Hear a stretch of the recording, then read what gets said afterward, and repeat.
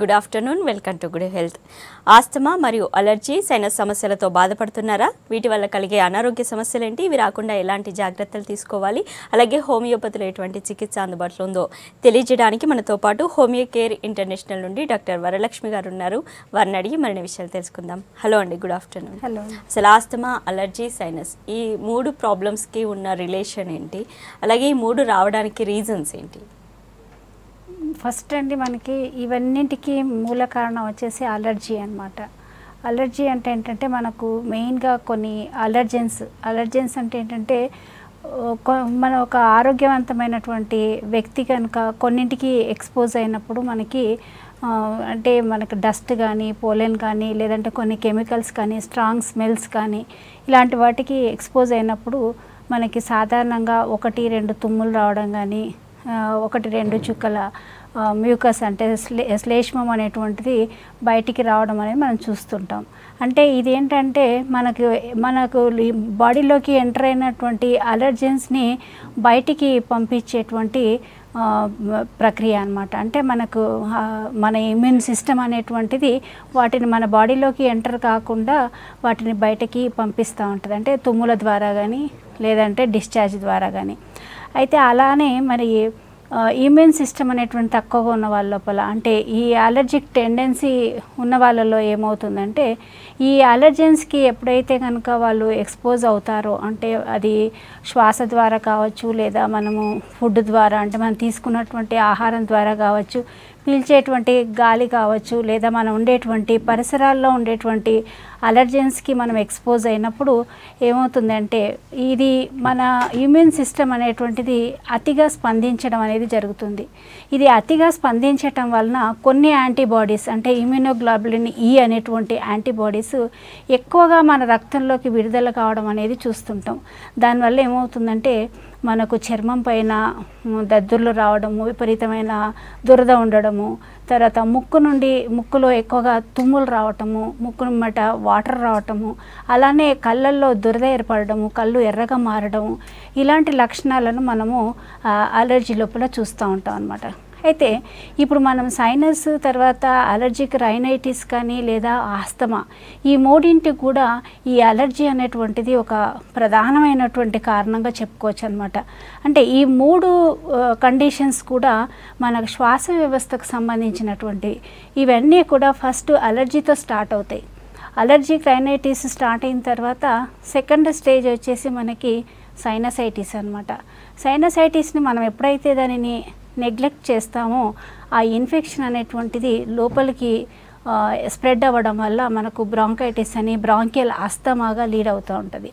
కాబట్టి మనము ఈ అలర్జీ అనేటువంటి దానిని ప్రథమంగా గమనించినప్పుడు దానిని అప్పుడే శ్రద్ధ తీసుకొని దాన్ని కంట్రోల్ చేసుకున్నట్టయితే ఈ మూడు కండిషన్స్కి దారి తీయకుండా చూడవచ్చు. రైట్. సో ఆస్తమా సిమ్టమ్స్ ఎలా ఉంటాయి? ఎక్కువగా ఎవరికి వచ్చే ఛాన్స్ ఉంటుంది?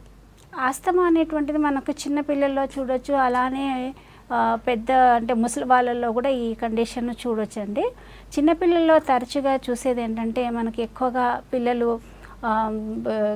శ్వాస తీసుకోవటంలో బాగా ఇబ్బంది పడటము, పాలు తాగేటప్పుడు బాగా ఇబ్బంది పడడము, తర్వాత కొంతమందికి ఈ ఆస్తమా అనేటువంటిది చిన్నపిల్లల్లో ఎలా అంటే మనకి స్కిన్ కండిషన్స్, కొన్నిసార్లు అర్టికేరియల్ ర్యాషెస్ ఇట్లాంటివి సపరేషన్కి గురైనప్పుడు కూడా మనకి అది ఆస్తమాకు లీడ్ అయ్యేటువంటి అవకాశం ఉంటుంది. అయితే చిన్నపిల్లల్లో ఫస్ట్గా స్టార్ట్ అయ్యేది మనకి వచ్చేసి అలర్జీగా స్టార్ట్ అవుతుంది. ఎప్పుడైతే ఈ అలర్జీ అనేటువంటిది మనకు అంటే పిల్లల లోపల తరచుగా, అంటే నెలకు ఒకసారి కానీ 2 నెలలకు ఒకసారి ఎప్పుడు చూసినా వాళ్ళకి కోల్డ్ రావడము, ముఖ్యమట వాటర్ గారడము, ఎక్కువ తుమ్ములు, తర్వాత ఈ జలుబు చేయటం, జ్వరం రావటం, ఇలాంటివి ఎక్కువగా మనం చూస్తుంటాము. అలాంటివి మనం చిన్నప్పుడే అశ్రద్ధ చేయటం వల్ల మనకి కొంత వయసు వచ్చిన తర్వాత అది ఆస్తమాకు లీడ్ అయ్యేటువంటి అవకాశం ఉంటుంది. అలా కాకుండా మనకి ఈ ఆస్తమా అనేటువంటిది వంశపారంపర్యత కనుక ఉన్నట్లయితే, అంటే పేరెంట్స్కే కానీ, లేదంటే గ్రాండ్ పేరెంట్స్లో కానీ ఈ లక్షణాలు కనుక ఉన్నట్లయితే మనకు ఇది ఏదో ఒక ఏజ్ లోపల మనకు ఇది వచ్చేటువంటి అవకాశం అనేటువంటిది ఎక్కువగా కనబడుతూ ఉంటుంది. రైట్ అండి. వైజాగ్ నుండి కాలర్ ఉన్నారు. హలో. హలో అండి, సతీష్ గారు చెప్పండి, మీ ప్రాబ్లం ఏంటో. మేడం మా పాపకి 5 సంవత్సరాలు మేడం. ఓకే. 5 సంవత్సరాలు అయితే మేఘాలు వేసిన, నెక్స్ట్ మంచు ఎక్కువ పడిన, శీతాకాలం వచ్చేటప్పటికి కొంచెం సాయంత్రం అయ్యేటప్పటికి తుమ్ములు రావడం, మా ముక్కంతా కళ్ళంతా నీరు కారడం, ఓకే చాలా డిస్టర్బెన్స్ అయిపోతుంది మేడం. చిన్న పాప కదా, 5 సంవత్సరాల పాప కదా, చాలా ఇబ్బంది పడిపోతుంది. ఓకే అండి. మీ ఫ్యామిలీలో ఎవరికైనా ఉందా అండి? మీకు కానీ, మీ వైఫ్ కానీ, మీ పేరెంట్స్ కానీ, అటువైపు సైడ్ కానీ ఎవరికైనా మీ ఫ్యామిలీలో ఉందండి ఇలాంటి లక్షణాలు? నాకుంది కానీ మేడం పెద్దగా రాదు, కొంచెం తక్కువ వస్తుంది. మా పాపకు ఉన్నంతగా రాదు. ఓకే ఓకే అండి. చాలా తక్కువ వస్తుంది. ఇప్పుడు శీతాకాలంలోనూ ఎక్కువ మంచు ఎక్కువ పడితే నేను విలేజ్ సైడ్ కానీ లేకపోతే ఇంకా కొండ ప్రాంతాలకు కానీ వెళ్ళినట్లయితే అలాంటప్పుడు వస్తుంది. ఓకే. కానీ మా పాపకు అలా కాదు మేడం. మేఘాలు ఎక్కువైనా సరే, మంచు ఎక్కువైనా సరే, కొంచెం వర్షంలో తడిసినా వచ్చేస్తుంటది. ఓకే అండి. ఏంటంటే మనకి పిల్లల లోపల ఎక్కువగా ఈ అలర్జిక్ కండిషన్స్ గమనిస్తూ ఉంటాం. ఎందుకంటే వాళ్ళల్లో కొంతవరకు ఇమ్యూనిటీ అనేటువంటిది వీక్గా ఉండటం వల్ల చిన్న చిన్న చేంజెస్కి, అంటే వెదర్లో చిన్నపాటి చేంజెస్ వచ్చినా, అంటే మేఘాలు కమ్ముకున్నా, లేకపోతే వర్షం పడుతున్నా, లేకపోతే చలికాలంలో కానీ సడన్గా వెదర్ చేంజ్ అవ్వటం వల్ల కానీ, లేదంటే వాళ్ళు చల్లటి వస్తువులు తీసుకోవటం వల్ల కానీ, అంటే ఫ్రిడ్జ్లో ఉన్నటువంటి వాటరే కానీ, ఐస్ క్రీమ్స్ కానీ, చాక్లెట్స్ కానీ, లేదా చల్లటి పదార్థాలను కానీ, కొంతమందికి పాలు, తర్వాత పెరుగు ఇలాంటివి తీసుకున్నా కూడా, కొన్ని రకాలైనటువంటి పళ్ళు తీసుకోవటం వల్ల కానీ, లేదంటే కొన్నింటికి ఎక్స్పోజ్ అవ్వటం. మీరు చెప్పారు ఒక ప్రాంతం నుంచి ఇంకో ప్రాంతానికి మనం వెళ్ళినప్పుడు కూడా ఇలాంటి లక్షణాలు ఎక్కువ కనపడడం, అంటే కొండ ప్రాంతాల చల్లదనాన్ని కానీ, పుప్పొడి రేణులను మనం ఎక్స్పోజ్ అవ్వటం కానీ, కొన్ని రకాల డస్ట్కి ఎక్స్పోజ్ అవ్వడమే కానీ, చాలా రకాలైనటువంటి అలర్జెన్స్ ఉంటాయి మనం ఇలా చెప్పుకుంటూ పోతుంటే. అలాంటివి ఏదైనా ఒకటి ఎక్స్పోజ్ అయినప్పుడు మనకి మన బాడీ లోపల ఉన్నటువంటి ఈ ఇమ్యూన్ సిస్టమ్ అనేటువంటిది ఎక్కువగా రియాక్ట్ అవ్వడం వల్ల మనకి ఫ్రీక్వెంట్గా కోల్డ్ అవ్వడం కానీ, జలుబు చేసి మనకు ముఖ్యమట వాటర్ రావడము, తుమ్ములు రావటం ఇలాంటివి జరుగుతూ ఉంటాయి. చిన్నపిల్లల్లో ఎప్పుడైతే మనం ఇలాంటి లక్షణాలను గమనిస్తామో ఏ మాత్రం కూడా అశ్రద్ధ చేయకుండా డాక్టర్ని సంప్రదించాల్సిన అవసరం ఉంటుంది. ఇది జలుబే కదా, ఏదో వస్తుంది, అప్పటికప్పుడు ఏదో సిరప్ వాడటం కానీ, లేదా యాంటీహిస్టమిన్స్ అని, యాంటీబయాటిక్స్ అనేది వాడి అప్పటికప్పుడు ఉపశమనం పొందడము సరైనది కాదు. దీనికి ఏంటంటే వాళ్ళ యొక్క ఎదుగుదల మీద ఎఫెక్ట్ పడుతుంది. అంటే వాళ్ళ యొక్క ఎదుగుదల అనేటువంటి స్తంభించిపోవటం కానీ, మనము వాళ్ళకి జ్ఞాపక శక్తి కూడా తగ్గిపోవటము, ఇలాంటి లక్షణాలు చాలా కనబడుతూ ఉంటాయి. కాబట్టి ఏమాత్రము అశ్రద్ధ చేయకుండా దీనికి శాశ్వత పరిష్కారం, అంటే మనకి ఇప్పుడు మోడర్న్ మెడిసిన్లో చూసుకున్నట్లయితే మనకి ఏంటంటే దీనికి శాశ్వతమైన పరిష్కారం లేదండి అలర్జీ కండిషన్స్కి. ఓన్లీ మనకి ఎప్పుడైతే ఇలాంటి లక్షణాలు కనబడతాయో వాటికి మాత్రం, అంటే ముక్కు కారకుండా ఉండడానికి యాంటీ అలర్జెన్స్ అంటే యాంటీహిస్టమిన్స్ ఇవ్వడం కానీ, ఇంకేదైనా సెకండరీ ఇన్ఫెక్షన్, బ్యాక్టీరియల్ ఇన్ఫెక్షన్ అలా ఉన్నట్లయితే యాంటీబయాటిక్స్ వాడడం కానీ చూస్తూ ఉంటాం. దానివల్ల ఏంటంటే అప్పటి మందం మాత్రమే మనకు ఉపశమనం అనేది కలుగుతుంది. మళ్ళీ ఇలాంటి వాటికి ఎప్పుడైతే ఎక్స్పోజ్ అవుతారో, లేదంటే ప్రాంతాలు చేంజ్ అవ్వడం వల్ల కానీ, వాళ్ళకు పడినటువంటి వస్తువులు తీసుకోవటం వల్ల కానీ, లేదా ఎక్స్పోజ్ అవ్వటం వల్ల కానీ, మనం ఉన్నటువంటి పరిసరాలు సరిగా లేకపోయినప్పటికీ కూడా పిల్లల్లో తరచు మళ్ళీ ఈ జలుబు చేయటమే కానీ, లేకపోతే కొంతమంది పిల్లల్లో మనం అర్టికేరియల్ ర్యాషెస్ చూస్తాం, అంటే స్కిన్ పైన కనబడుతుంది ఈ అలర్జీ అనేటువంటిది. ఈ లక్షణాలు ఏవి గమనించినా కూడా అశ్రద్ధ చేయకూడదు. ఇదేంటంటే వయసు పెరుగుతున్న కొద్దీ మళ్ళీ అది సైనసైటిస్ ప్రాబ్లం అనేది స్టార్ట్ అవుతుంది. దాంతోపాటుగా మనకి గొంతులోకి ఇన్ఫెక్షన్ చేరి మనకు ఫ్యారింజైటిస్ అని, టాన్సిలైటిస్ అని, మరి అదే విధంగా బ్రాంకైటిస్ అని, మరి బ్రాంకియల్ ఆస్తమా కూడా వచ్చేటువంటి అవకాశాలు ఉంటాయి. కాబట్టి ఏమాత్రం అశ్రద్ధ చేయొద్దు. వీటికి హోమియోపతి లోపల మనకి పిల్లలకి ఇమ్యూన్ సిస్టమ్ పెరగటానికి మనం మందులు ఇవ్వడం అనేది జరుగుతుంది. దానివల్ల పూర్తిగా మనము అలర్జీని కంట్రోల్ చేయొచ్చండి. రైట్ అండి. నెక్స్ట్ కాల్ తీసుకుందాం. హలో జయరాజ్ గారు. జయరాజ్ అండి మాట్లాడేది. చెప్పండి, మీ ప్రాబ్లం చెప్పండి. మేడం, అది యాక్చువల్లీ నాది ప్రాబ్లం వచ్చేసి నాకు ఆస్తమా ఉంది లాస్ట్ 12 to 15 years నుంచి. ఓకే. సో అంతకుముందు నాకు ఆస్తమా అనేది లేదు. బేసికలీ నేను విలేజ్ లో ఉండేది. ఓకే. సో 15 years కు ముందు నేను హైదరాబాద్ వచ్చాను. ఓకే. హైదరాబాద్ వచ్చిన తర్వాత పొల్యూషన్ వల్ల, అక్కడ ఉన్న డస్ట్ వల్ల, యాక్చువల్ నేను మోటార్ ఫీల్ ఏది, నాది డ్రైవర్ నేను. ఓకే. సో రోడ్ల మీద తిరగడం వల్ల నాకు ఆస్తమా వచ్చింది. ఓకే. నేను టెస్టులు చేయించడం వల్ల దాంట్లో ఉన్నది ఏంటంటే ఇసినోఫిలియా అనే కౌంట్ ఎక్కువ ఉండడం జరిగింది. ఓకే. సో ఇసినోఫిలియా కౌంట్ను తగ్గించాలంటే ఏం చేయాలి? ఇప్పుడు ఇంతవరకు మనం దుమ్ము కానీ, డస్ట్ కానీ, లేకపోతే పరిసరాలు కానీ, చలిగాలి కానీ, అలాంటివన్నీ కూల్ వాటర్ కానీ, అలాంటివన్నీ దాదాపుగా కామన్ గా చెప్తూ ఉంటారు. సో మనకి ఇస్నోఫిలియా కౌంట్ అనేది ఉంటుంది మనకు బాడీలో. ఆ ఇస్నోఫిలియా కౌంట్ అనేది పెరిగినప్పుడు మనకి ఇలాంటి ప్రాబ్లమ్స్ అటాక్ అవుతూ ఉంటాయి. సో ఇలా ఇస్నోఫిలియా కౌంట్ తగ్గించడానికి ఏమన్నా సొల్యూషన్ ఉందా? ఓకే అండి, మెయిన్గా అండి మనకి ఏంటంటే ఎప్పుడైతే మనకి ఈ ఆస్థమాటిక్ అటాక్స్ వస్తాయో అప్పుడే మనకి ఏంటంటే బాడీ లోపల మనకి ఈఎస్ఆర్ లెవెల్ పెరగటం కానీ ఈయోసినోఫిల్స్ అనేటువంటి మనకి ఎక్కువగా పెరగడం అనే రక్తం లోపల వీటి యొక్క కౌంట్ పెరగడం అనేది గమనిస్తుంటాం.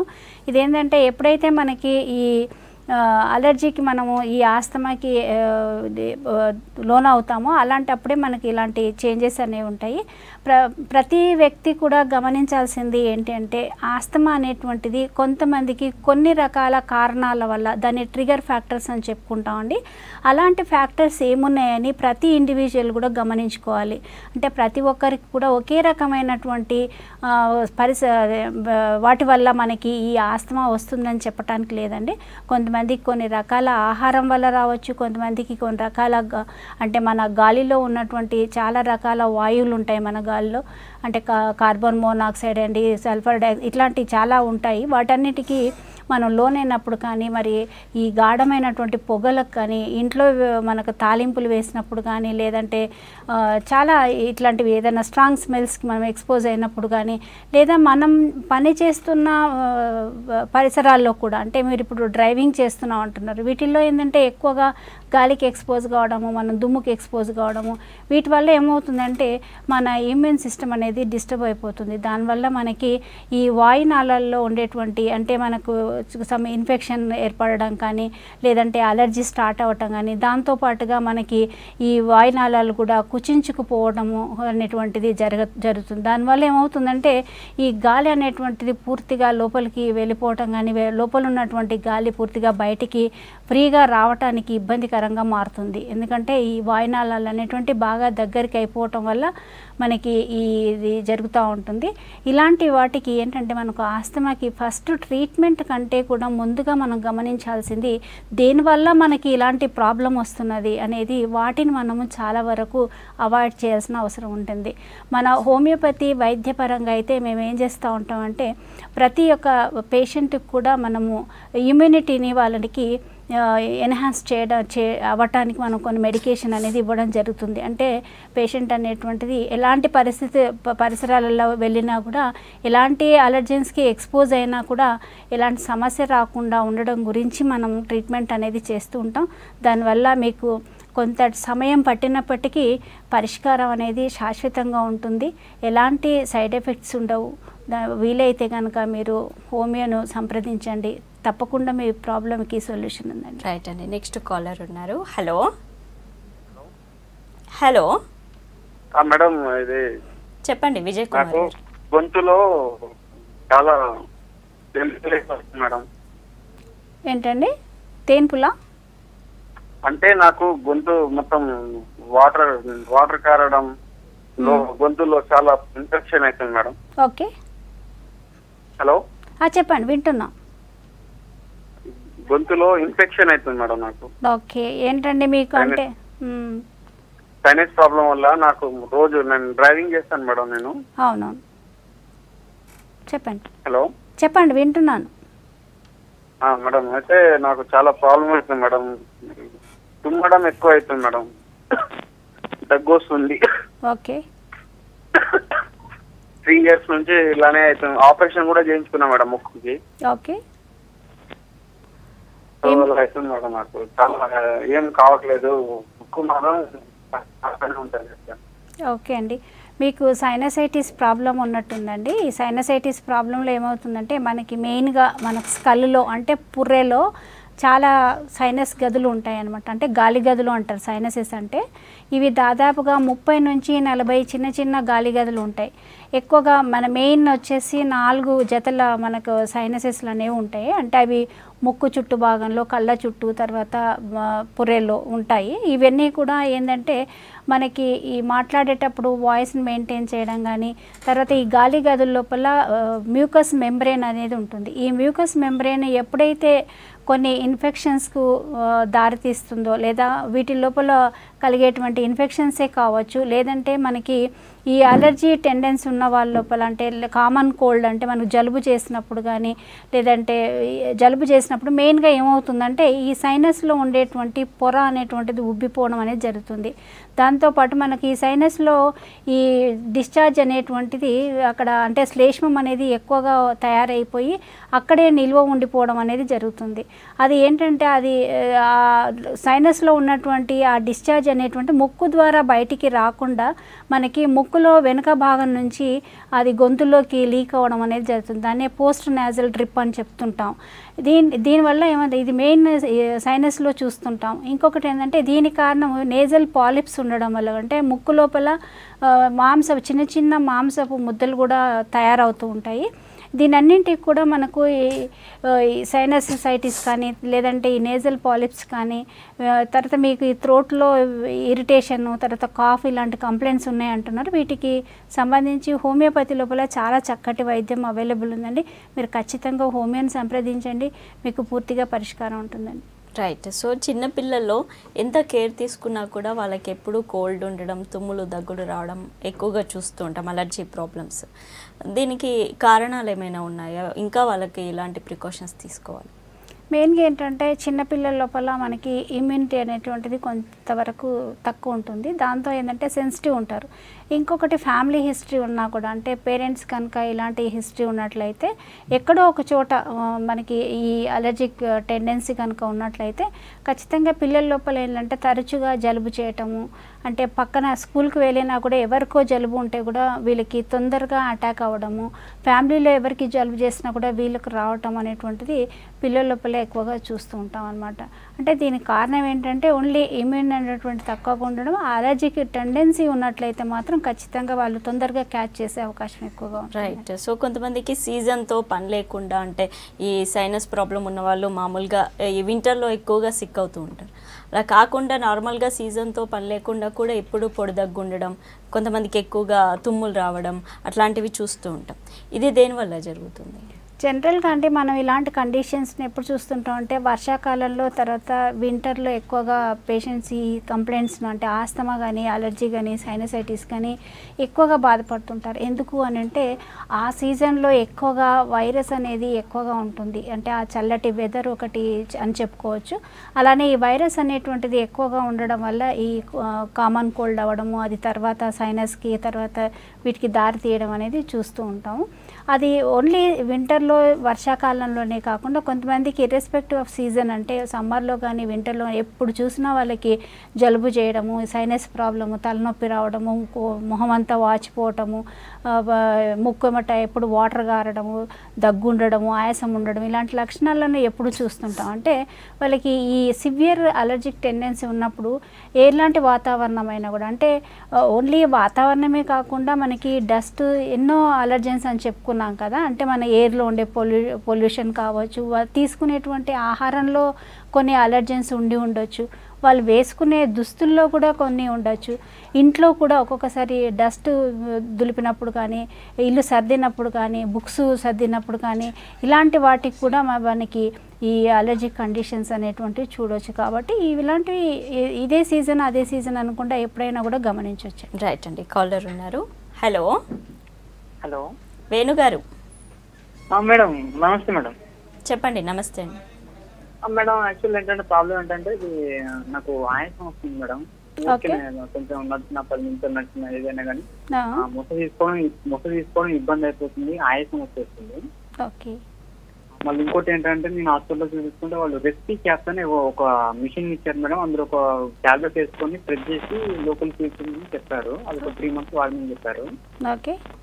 అది ప్రాబ్లం ఏంటంటే నాకు ఎవరు ఏం చెప్పట్లేదు మేడం. ఒకసారి కాల్ చేద్దామని చేశాను. ఆయాసం, మరి ఏంటి దీనికి ప్రాబ్లం అని. మీకు బ్రాంకియల్ ఆస్తమా ఉండుండొచ్చండి. అంటే ఏంటంటే దీంతో మీకు స్ప్రేస్ అనేటువంటివి ఆస్తలిన్ కానీ సార్బుటమాల్ అనేటువంటి స్ప్రేస్ ఇస్తూ ఉంటారు. దానివల్ల ఏంటంటే మనకి పూర్తిగా ఉపశమనం కలుగుతుంది అని మనము అపోహ పడుతుంటాం, కానీ అది ఓన్లీ మనకు టెంపరీగా మాత్రమే రిలీఫ్ ఇస్తుంది. ఇవి పీల్చటం వల్ల ఏమవుతుందంటే మన శ్వాసనాళాలు అనేటువంటి ఆ టైం మటుకు అది ఓపెన్ అయిపోయి గాలి అనేటువంటిది సరిగ్గా లోపలికి వెళ్ళడం, లోపల ఉన్నటువంటి గాలి బయటకు రావడం అనేటువంటిది జరుగుతుంది. మళ్ళీ కొంతకాలం తర్వాత దాని ఎఫెక్ట్ అనేటువంటి తగ్గిపోయిన తర్వాత మన ప్రాబ్లం అనేటువంటిది యథామామూలుగానే ఉంటుంది. కాబట్టి అది పూర్తి పరిష్కారం కాదండి. మీకున్నది ఆస్తమా కాబట్టి ఫస్ట్ ఆస్తమాకి ఎలాంటి కాజెస్ ఉన్నాయి అంటే ఫ్యామిలీ హిస్టరీ ఏదైనా ఉందా, లేదంటే దేనికి మనం ఎక్కువగా ఎక్స్పోజ్ అవ్వడం వల్ల మనకి ఈ ఆస్తమాటిక్ అటాక్స్ వస్తున్నాయి, ఏ టైంలో ఇది ఎక్కువగా ఉంటుంది అనేది మనం గమనించుకోవాల్సి ఉంటుంది. ఇది ఇంకో లేదంటే మనకి ఫ్యామిలీ లోపల మీ ఫాదర్ మదర్ వాళ్ళకి ఏదైనా కూడా సఫర్ అవుతున్నారా అనేది చూసుకొని దానికి అనుగుణంగా మనం హోమియోపతి లోపల చాలా మంచి మెడిసిన్స్ ఉన్నాయండి, మీకు ఎట్లాంటి సైడ్ ఎఫెక్ట్స్ కూడా లేకుండా. ఈ మెయిన్గా ఏంటంటే మనం ఇవి మీరు ఇందాక చెప్పినవి ఏవైతే ఉన్నాయో ఈ నేజల్ స్ప్రేస్ వాడడం వల్ల ఏంటంటే మనకు చాలా సైడ్ ఎఫెక్ట్స్ ఉంటాయి. చాలా కాలం మనం వాటి మీద డిపెండ్ అవ్వలేము. ఈ ఆస్తమా అంటే ఇది అందరికీ తెలిసిన విషయమే, ఇది దీర్ఘకాల సమస్య, లైఫ్ లాంగ్ ఉండేటువంటి సమస్య. ఇంకొకటి ఏంటంటే ఈరోజు ఉన్నంత సివియారిటీ ఇంత మైల్డ్గా మీకు రాను ఉండదు. సివియారిటీ కూడా రోజు రోజుకు పెరుగుతూ ఉంటుంది. అప్పుడు మీరు తట్టుకోలేని పరిస్థితి ఉంటుంది.